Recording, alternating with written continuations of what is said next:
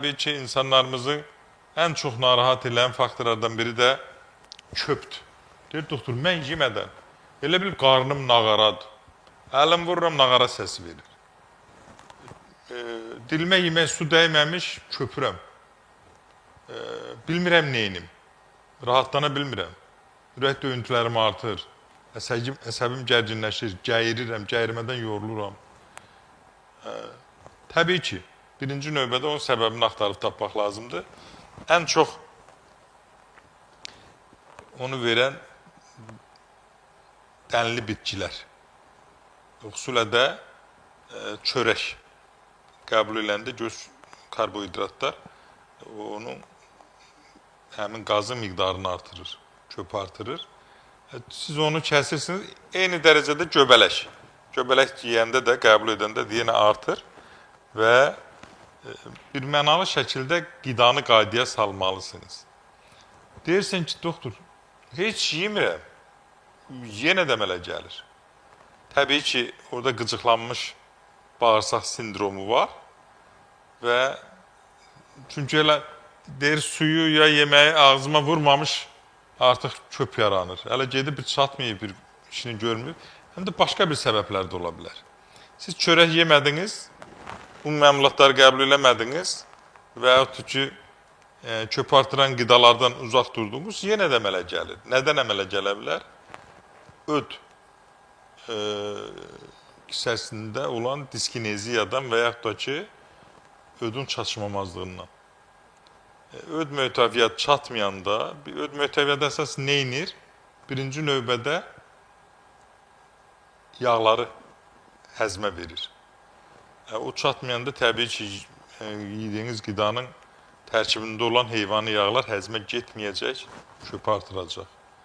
Eyni zamanda onlar çatmayanda patogen mikroorqanizmlər sürətlə inkişaf edir. O da yenə də öd çatışmamanın nəticəsində yaranan həmin köpün səviyyəsi çoxalır. Bundan başqa təbii ki, orqanizmə daxil olan, əvvəl də qeyd elədim, o təbii ki, başqa xəstəlikdə idi, yuxarıdaydı. Antibiotiklərin qəbul nəticəsində yaranan disbakterioz və yaxud da ki, bağırsağın patogen mikrob. O bakteriyaların içərisi, bakteriyalar olmasa ümumiyyətlə insan yaşamaz. Onlar çox faydalıdır, böyük əksəriyyətdə. Bir qismi isə faydasızdır. Bunlar, dediyim kimi, bu əlavə köpün qazın yaranmasına, bağırsaqların peristaltikasının artmasına gətirib çıxarır və insanları narahat edir. Bu baxımdan da mütləq mənada biz nəzisi əkdiririk və orada disbakteriozun olmasını müəyyənləşdiririk. Müəyyənləşdirəndən sonra orada aydınlaşır ki, hansı nələr çatmır. Kolibakterin çatmır, bifidobakterin çatmır və yaxud ki, laktobakterin çatmır. Onu yerinə qoyan kimi görürsən ki, düzəldi. Xəstənin ishalsa ishalı düzəldi, qəbizliksə qəbizliyi düzəldi, qarnında olan o qazın köpün miqdarı qaydasına düşdü. Təbii ki, mütləq mənada ona görə də qidalanma faktoruna diqqət yetirmək lazımdır. Bəzi insanlarda görürsünüz ki,